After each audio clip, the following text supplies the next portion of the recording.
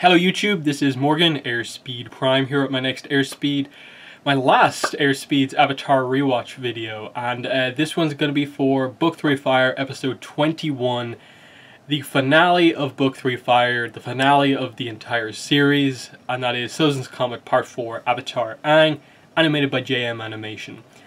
And yeah, it's a really good final episode. It brings the series to an excellent conclusion, and I think is widely regarded as one of the best, finales to a show. And such a good show to end so well. Sometimes that doesn't always happen. It's not always the case that the show wraps everything up quite nicely. In this case, it does, and there's very few issues with it. And I think that's why it's often by a lot of people considered one of the best episodes.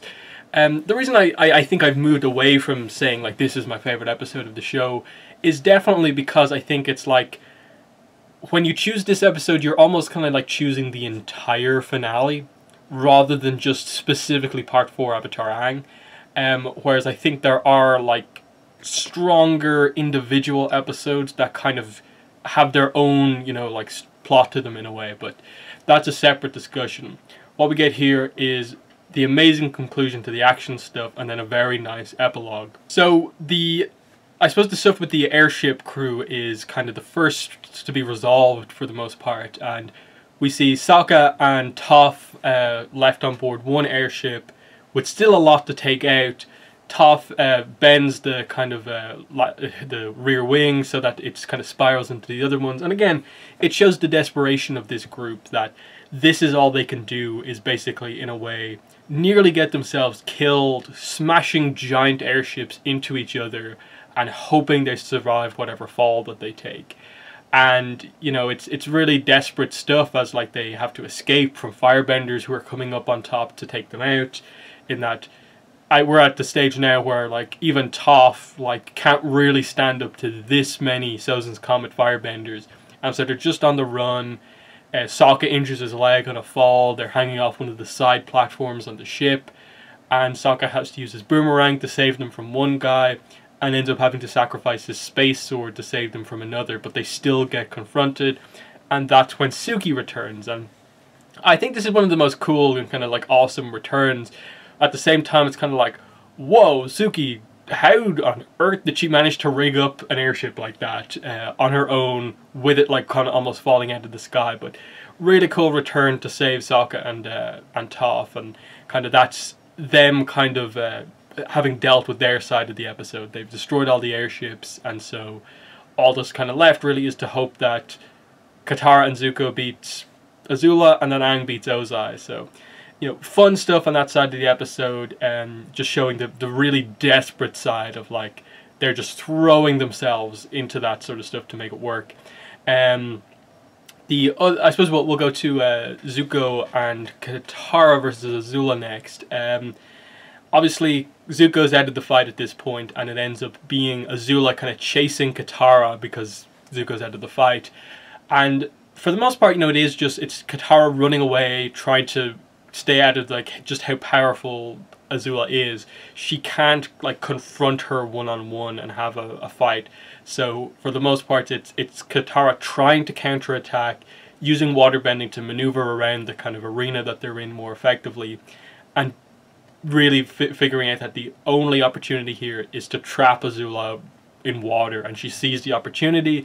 It's a really clever plan, knowing that she basically takes advantage of the same reason for why Zuko felt he could take Azula on his own in the first place, that there's something off about her to the point where in a way you can manipulate Azula.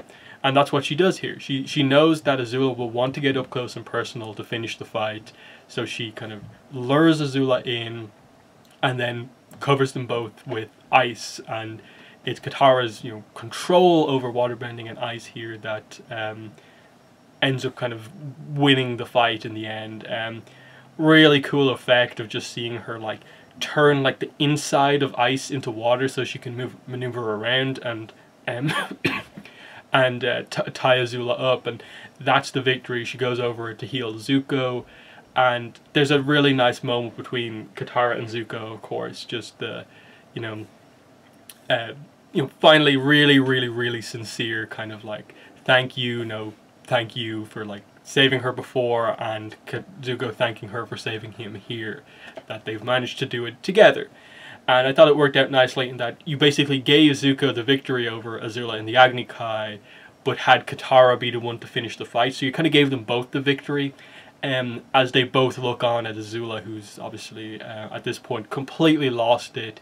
She bursts into tears. She's kind of fire coming out of her mouth. She's really like at this point had like a mental break, and they look at her clearly with pity that like this is kind of how far this character has fallen, but it's also I think an acknowledgement that she does need help, hence why what we learn is that she ends up being put in a mental institution after this, because there are problems there that need to be addressed, and that's where she kind of needs to be at this point. So that's kind of well done, and it obviously is left then for Aang to beat Ozai, and obviously it was a really bad situation at the end of last episode. It's a really awesome ability that kind of Ozai uses to kind of smash Aang out of the kind of rock kind of prison that he's in. He basically kind of makes a comet out of fire and uses that as like a crazy powerful firebending move to smash Aang out of it. And this is, I suppose, a moment where some people complain about with the finale, the people who aren't as happy about the finale, that like, oh, this is where all the Deus Ex Machina stuff comes in, of like, oh, he suddenly gets the Avatar state back at this moment just by smashing into the wall, and then the energy bending stuff later on. I have never, since the episodes aired, considered any of this stuff Deus Ex Machina, because I think for it to be Deus Ex Machina, it really has to be just like an ability, a moment that is just so exclusive to that one incident, that one scene, that it basically has no use like anywhere else. That's the kind of like distinction I make with this, rather than like, because otherwise you're basically just saying that like no one can ever have a last minute kind of moment of learning and gain a new ability, otherwise it has to be Deus Ex Machina. Whereas here I feel it's actually well done, because obviously you set up Aang learning something prior to going into this fight. It's just we're only told about it at this point here with the energy bending. Equally, how he gets the Avatar state back is set up from previous episodes. And this is where you have to kind of watch, in a way, the Avatar rewatch, the previously on Avatar stuff. And they show, a lot of the key scenes. But in this case, what it is that basically, of course, when Aang was, killed by Azula back in the season 2 finale, he had basically unlocked his last chakra and was in the process of kind of going into the Avatar state on his own. But that process was obviously stopped from happening by being killed. And then he was brought back by Katara. And then at the start of Book 3, we get an explanation of basically Aang can't go into the Avatar state because, from what he can tell, his kind of he feels his like chakras are locked and stuff like that, when in fact the more important thing is what Katara says in episode 1 of Book 3, which is that Aang has a lot of twisted up energy in his back where his wound is. And that's the key here.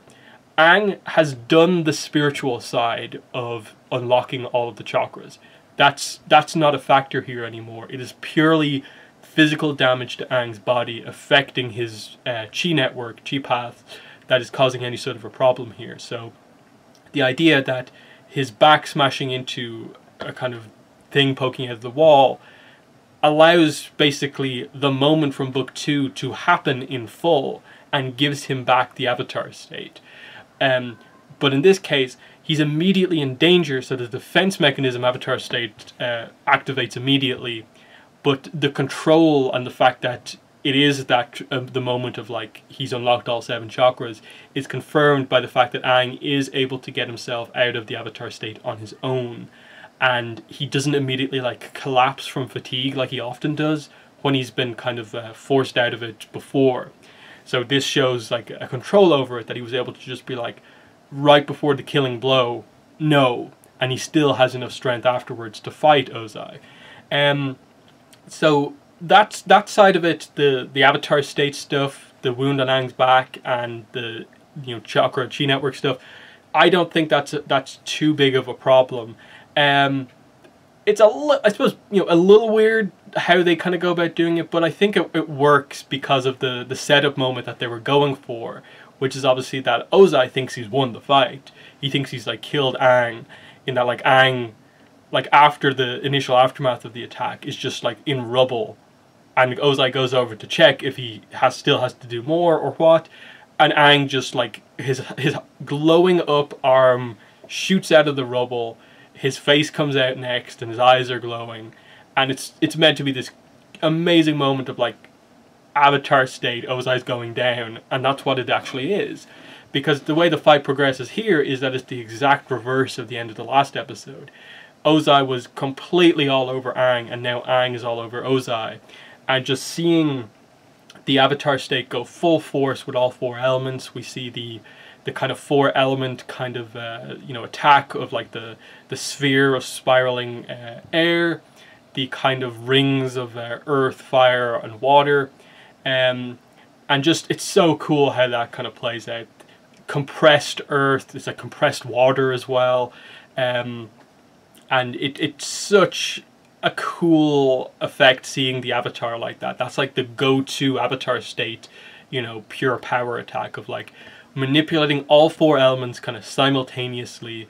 They're all like present there, able to be used at any time, and perfect movement, you know, aggression, and it's just Ozai has no chance. He's now just completely on the run.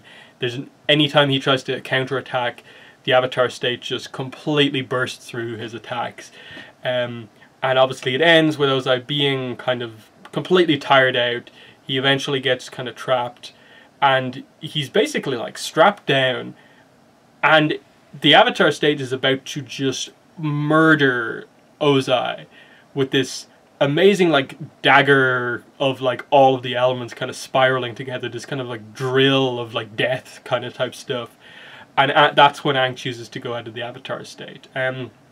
It's a really good setup moment of like Aang has his back to Ozai, and Ozai is still active, and just seeing the sudden shift in Ozai, who he is terrified when Aang is about to kind of deliver the final blow. And then the second he realizes that Aang is not going to go ahead with it, he immediately shifts right back into, oh, I have an opportunity to kill him. And that's when the seismic sense kicks in, and Aang, just on his own, using earthbending, his own senses, not the Avatar state, you know, gets the victory over Ozai by trapping him. And this is where the energy bending moment happens. And I'll discuss it in a moment, but again, I don't feel that energy bending is Deus Ex Machina because they set it up from before. Obviously, in the earlier finale episodes, they set up that he learned something just before going into the battle, and this is when they choose to actually have him learn the ability, use the ability. Also, the fact that it is a somewhat generic ability, it obviously is perfect for this scenario, but we later learn he uses it multiple times again against the likes of Yakone, and it becomes this like much more peaceful way of ending conflict, but also an explanation of like, this is kind of related to the history of bending as well, that we get the extra bit that the Lion Turtle said to Aang about, you know, in the era before the Avatar, we bent not the elements but the energy within. And I love how the meaning of that has kind of changed between the series, in that like before Korra, the interpretation of that was always kind of like, so does that mean that like the original form of all four bending disciplines was energy bending, and that like fire bending is just like energy bending used to harness fire? Whereas now, with Korra in mind, you have to take it a lot more literally. It's just that when the Lion Turtle says we, it literally is referring to Lion Turtles, and when they say era, it is referring again to the era of the Lion Turtles, which was when humans lived on the backs of Lion Turtles.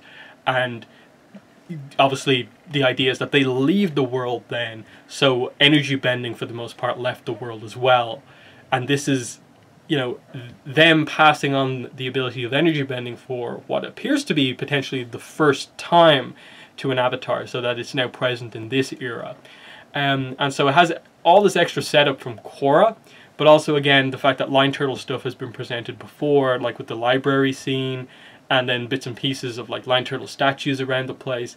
I don't have that big of a problem because it ends up being this kind of like super interesting lore mystery kind of dynamic that we still aren't really sure about, because like just the Lion Turtles in general as beings are like somewhat unexplored because of how ancient they are.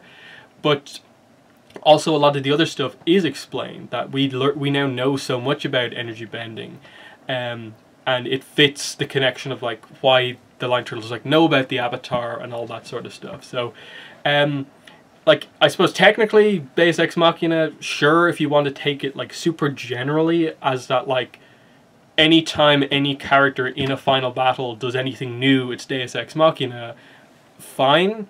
But this to me felt set up enough that it really isn't in terms of like a criticism. If you're trying to use Deus Ex Machina as like a major criticism about the Book 3 finale, that I can't really take. But if you're just trying to say that, like, yeah, it kind of was a bit of a Deus Ex Machina, then that's kind of like a fine thing, but that's just the distinction I'm trying to make here. The energy bending scene itself, of course, really, really cool, because you don't really know what Aang is doing at first, but then the explanation kind of comes in of, like, explaining that, like, to bend another's energy, you have to be unbendable, your spirit has to be unbendable, and then you also apply the quote from before, you know, darkness thrives in the void and so on, and you understand the idea here of this is like the hatred and, you know, negative stuff from Ozai versus the goodness of Aang, and if his goodness can overpower Ozai's hatred, then he can take his bending away. If not, the implication seems to be that it will backfire in such a way where like it will destroy Aang's energy and potentially make him a non-bender or do something to his spirit or something like that. We've never seen that happen, so we don't know what exactly it does, but it's still a pretty cool moment. But yeah, there's some great moments here. Just the fact that, like, yeah, he used Toph's seismic sense to be, like, in a way his kind of finishing move, and then energy bending takes Ozai's bending away. And I love that after this, immediately what he does is he uses the Avatar state again on his own, activating it like properly here, not using the defense mechanism, raises the level of the seawater enough to put out all the fires across the world, basically, and then puts it back down again. And that's when, like, Sokka, Toph, and Suki arrive on the airship, and they kind of praise Aang for his victory, and we get the idea of, like, this is them seeing that Aang has this ability to take people's bending away. And then I think another reason why I don't mind energy bending being this kind of end of series reveal is because of how, like, Sokka, Suki, and Toph react to Aang saying that that's what he did. They're all like, whoa, like, what? There's an ability that can take people's bending away? That everyone in the world treats this ability as, like, the most powerful thing that they have ever heard about. And it's what makes the decision in Book 1 of Korra to actually have a villain whose, like, idea and, like, quest for his own ability to be based around the fact that he acknowledges that the ability that is more powerful than bending is the ability to take bending away, and develops an ability similar to that. That is such a cool idea to use, you know, your end of series reveal here to set up the initial kind of villain of the next series. Very, very, very well done there. As well, just that, like, yeah, people acknowledge that, yeah, that's a crazy ability that you have, and it makes Aang so powerful that he can, if he wants to, end any conflict with a bender by just taking their bending away, and it's so interesting what that kind of brings up. But yeah, that's the victory in all the fights. Of course, we see a little scene with the White Lotus finishing up Bumi. We get to see a little sequence with him, and then it's just Iroh burning down the Fire Nation flag in Ba Sing Se, and it's finally Iroh's destiny has been complete. They don't focus on it too much because it is kind of, I suppose, the least important of all of the big fights going on. But it's just the Order of White Lotus got the easiest of the victories, and we see that happen here, which of course brings us to the epilogue. And I like that they devote a good amount of time to the epilogue of just, you know, you have the Zuko and Mei moment of them reuniting, revealing that everyone's been released from prison. the two of them basically getting back together. And I really like that the moment that kind of shows a kind of shift in their relationship to being like, there, it's kind of in a way beyond kind of just like, yeah, boyfriend girlfriend, but like there's an extra closeness now because of like what Mei did for Zuko in the Boiling Rock. And because Zuko, the one thing that Mei kind of doubted with Zuko, that like is like, are you betraying your country, or are you, as you say, trying to fix it? She kind of can see that he's fixed it here and is trying to bring in this new era. The fact that she says that, you know, like, I think I kind of like you, and given that their dynamic before was kind of like that they got on because they were both like, I don't hate you, Mei emphasizing the positive aspect of that is a really cool thing to see, that Zuko's kind of had a even further impact on her, and makes their relationship so meaningful because it's so clear that so many of Mei's like key moments only happened in a way because of the influence of Zuko in her life, and it in a way also shows the influence of Mei on Zuko as well, and that's what makes their relationship to me so interesting. And we see all the celebrations, we see like Ty Lee is now a Kyoshi warrior, and I think for her that shows a little bit of growth as well. That's a really cool conclusion to her kind of character arc of like, her thing in the beach was that she kind of left her family and the fact that she's a Fire Nation noble behind because she didn't want to be part of a matched set with her like twin sisters. And here she is joining a group who, when they wear their uniforms, all look basically identical, and the fact that she's comfortable with that and can get on with all these other girls kind of shows a level of growth, that she's kind of now has this confidence within herself, that she doesn't feel the need to always kind of try to be like super unique. I think that's just a nice little subtle thing at the end, and it also adds this other dynamic to the Kyoshi warriors of now they know chi blocking, which makes them so much more effective against benders. And then her, obviously she wears the armor of the Kyoshi warriors, potentially has some of their weaponry. It makes up for some of her weaknesses potentially as a fighter, so it kind of improves a lot of these, you know, non-bender characters in what they have going on here. So that's just a nice little thing there. Another one was just with Toph. Obviously, if you've been following my channel for any sort of time, you probably know that one of the ships I kind of talk about a lot is the Duke and Toph, the Doph. And a lot of the reason that that's a ship that kind of stands out to me is because of Toph's like first scene pretty much in the epilogue, which is, you know, you have Sokka and Katara reunite with their father, and you have like the Mei and Zuko reunion. Toph's kind of big moment is like, yes, she eventually goes over to like the boulder and the hippo, but the person she hugs is the Duke. And I'll absolutely acknowledge that there's scenes in the other episodes, like during the invasion they're kind of side by side. During the first few scenes in book 3, they're side by side. They create this kind of connection between the two of them, that like they're actually like friends.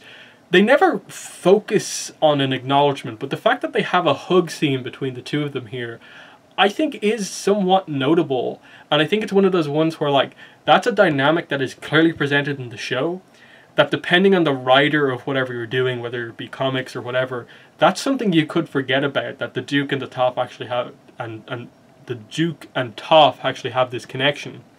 So that's something I always kind of like to bring up, that like if you look back on the Duke, who doesn't have too many scenes in the entire show, a large amount of them are actually him next to Toph, like supporting her, directing her where to fire like rocks, offering her his helmet to get sick in, the hug here at the end.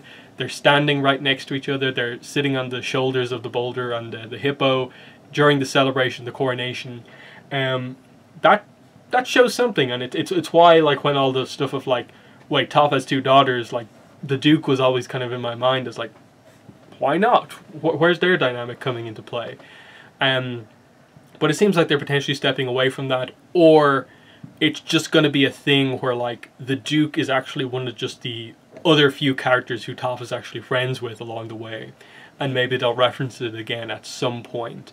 But yeah, the final few scenes are really well done. You get the coronation of Zuko as the Fire Lord, Aang also being presented, I suppose for the first time, as like, you know, the avatar to the entire world. Now that the Fire Nation is kind of entering this new era, it's Aang's like proper like announcement to the world. He's not at all trying to like hide from a certain nation or a group anymore. It's just he is a fully realized avatar at this point, and here he is alongside a new world leader as they are going to pair up basically to try and bring the world into a new era of peace.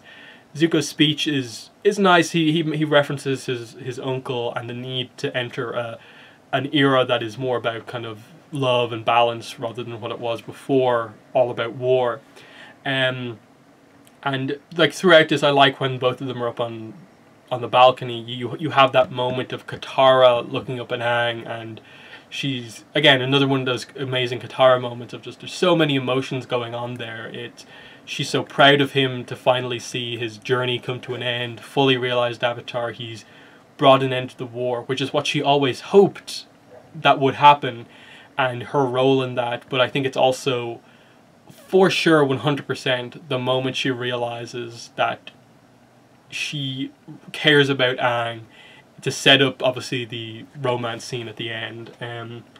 Really well done. And then I do like how, you know, the actual final scene is in Iroh's tea shop, the Jasmine Dragon. It's everyone, like this really extended group of friends now that like there's May in there, Suki's in there as well, and they're all just hanging out, you know, just really relaxed, chill moment, and they're just having fun, joking around. Aang walks out, Katara walks out, and initially it seems like it's just a hug scene, and they kind of cut away and it's like, oh, the series is going to end with that. Okay, it's fine. Then they cut back again and they have the kiss scene, and it's such a great moment to finally have the relationship come together. There was no need for any words because you knew that this was going to happen, that they were going to be a couple, and it speaks to the confidence the writers had and how they'd set up the relationship, that there was no need for anything beyond that. That just, this kiss is meant to signify that they are now a couple, and you know, that is a relationship that is not going to break up. That is kind of like love for life type thing. So really good. As for any weaknesses with the finale, I think the only weaknesses are that one, Toph, it doesn't really feel like she gets a resolution. It doesn't really feel like Toph as a character gets a final moment within the series. Because for Aang, you get that moment of like, here he is, fully realized avatar. Here he is trying to announce into the world he's going to help usher in a new era of peace.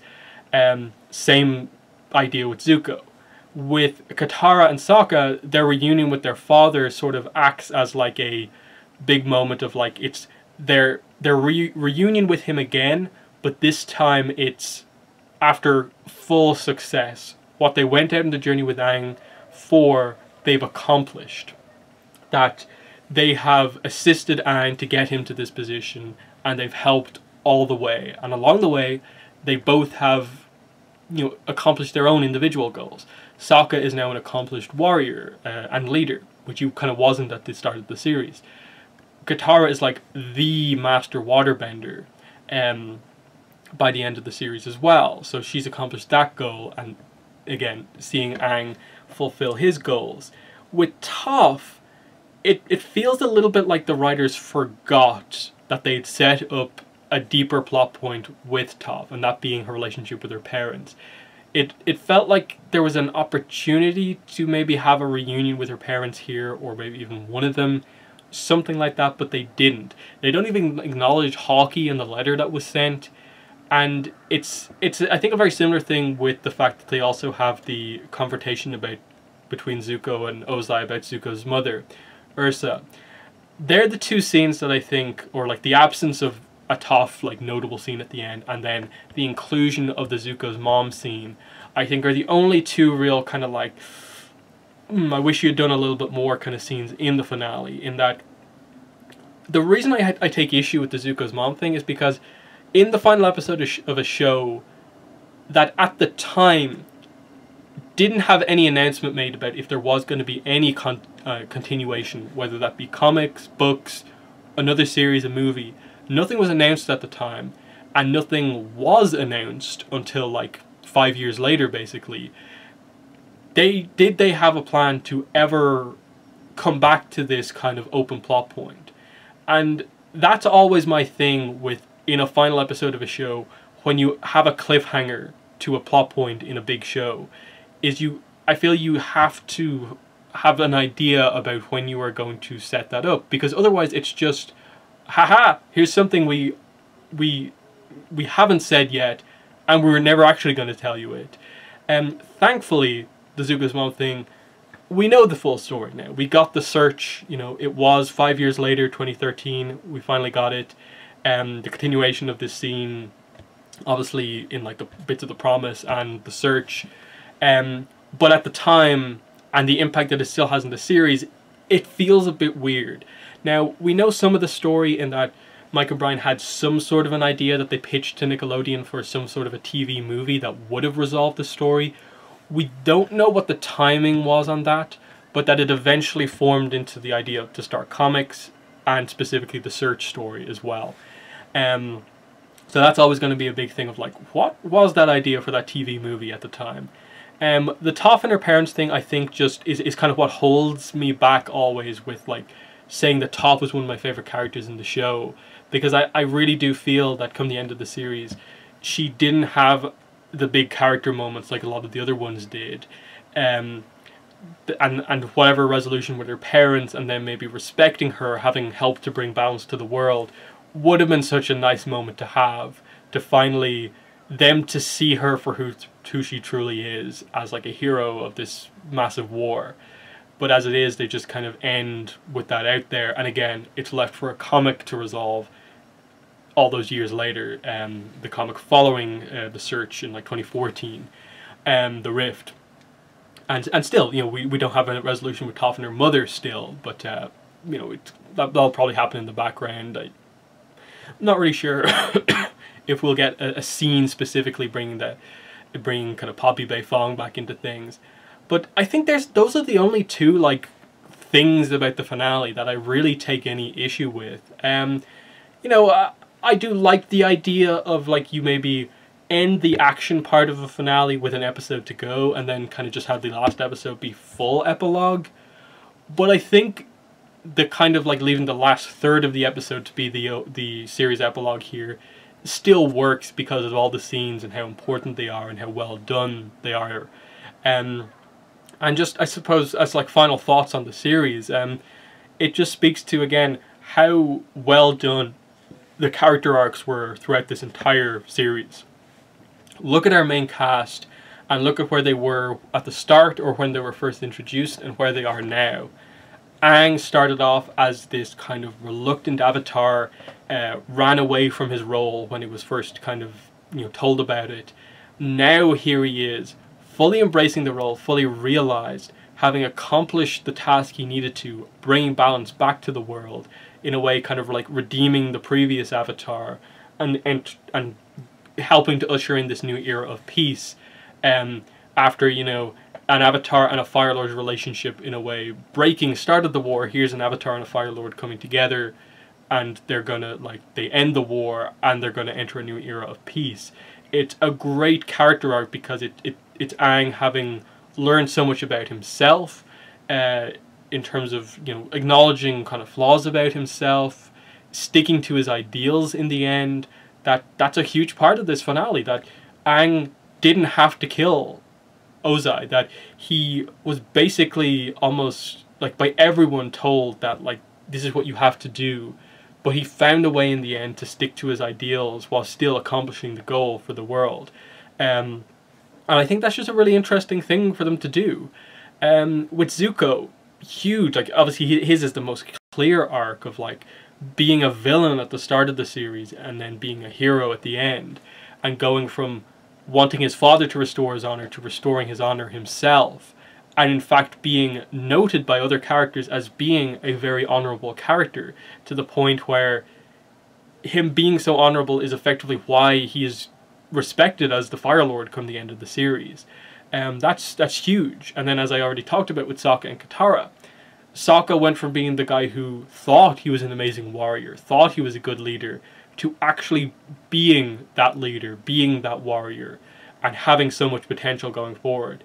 Katara went from, you know, having hope that the world would end and maybe the Avatar would return, and having that dream of becoming a waterbending master, learning her technique, to at the end of the show being like the most powerful waterbender in the series basically, and having been crucial in as part of the group that helped, you know, Aang to obviously master the elements and get into the point where he could end the war. That's Sokka and Katara. They started that journey for Aang, and they were there with him the whole way, and they helped him get to that point he needed to. And like that's just the main characters, you know. Iroh had an arc of his own. Toph's arc, you know, what's presented here, obviously they don't do anything with her parents, but I suppose for her, just the idea of, like, you know, having friends for the first time and kind of having this adventure and going on this adventure where she finally got a chance to travel the world and just be respected as someone who was powerful despite her, you know, not being able to see. And that's strong, just because her character, when she was introduced, is just a strong personality and has so many cool aspects to her. Even like Azula, ending her in this place is, like, obviously kind of tragic to see where it's come, but it shows that they were willing to do things with all of the characters, like turn the most confident character in the show, one of the most powerful characters into the show, into this kind of mess in a way by the end, and still have that arc be like one of the most interesting things in the comics. And where are they going to go with her character going forward is still what I think the main discussion topic around Avatar is at this point. As I'd already discussed about Mai and Ty Lee, they despite not having a ton of focus episodes, have mini arcs of their own. Mai with the romance with Zuko and kind of what that brings out of her and what she does and betraying Azula. Ty Lee's betrayal of Azula and then, you know, joining the Kyoshi Warriors at the end. There's a lot of great character stuff here in terms of how the characters did grow over the course of the series, and the fact that this final episode brought so many of them to an end, and that my discussion points, my negatives basically are just that, like, you didn't touch on her parents, and then there was a kind of cliffhanger that you potentially didn't know when you were actually going to do anything with. Those being the only flaws is a good thing compared to like other shows which have huge issues with their finales. But that's it. That's the end of the rewatch for Avatar. I know I said I'd be doing the Korra rewatch, but I think now, given that like we're still doing the Korra rewatch on the podcast, that Korra rewatch in this same format will probably be delayed until, you know, probably towards the end of next year. I won't be going straight into that because I have discussed a lot of Korra episodes fairly recently on the podcast, and I don't want to be just repeating myself. And as well as that, I don't want to just immediately jump straight into another really long series like this one. So that is the end of the Airspeed's Avatar rewatch. It's been 61 episodes. I've overall been very happy with it. All the reviews, I felt like, for the most part, were pretty good discussions. You know, there were one or two points I think in certain episodes that I forgot to bring up, but overall, you know, in terms of such a long series, so many episodes, I felt that each review was good in its own way, and I'm very happy with it. And I hope you guys enjoyed watching along the entire time, seeing the discussions. But yeah, that has been the end of the rewatch and the end of the review for this episode. So that's been it. Thanks for watching, and bye.